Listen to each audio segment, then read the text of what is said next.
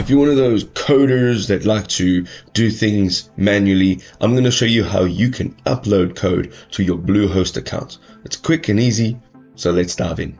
So to begin uploading that code, we're going to go over to the left-hand side of this menu. We're going to tap on hosting. Now, if you travel all the way down, you will see that there is a file manager. Let's click on that file manager. Now, once you're in File Manager, you'll be able to upload any type of file. All right, so what you want to do is, first of all, choose the location to add these files. So let's go to the public HTML. We're going to double click so that we can open that up. Now, right in here, this is where you need to add your files so that it can be overwritten. This will override the current files. So what you'll do is click on Upload on the top.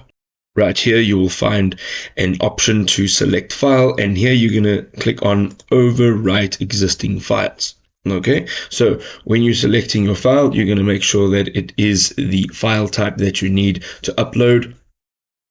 You'll just be prompted to overwrite. If you'd like to, let us go ahead and say yes, and you can see here on the left, this is now uploading. Now within the next few seconds it'll be uploaded, and once it's done, we can now click on this go back to, and this is now your home directory. So from this home directory, now you'll see this is the file that we just uploaded. We can right click on this and we can click on extract.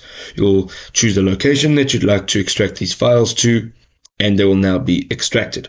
Now, this is in your home directory, and additional to this, you will have to add in your CSS files. You'll have to now do exactly the same as what you did previously by going to upload and making sure that you're uploading the appropriate files. And now you've got your code on your Bluehost website, and your website now should have taken those effects.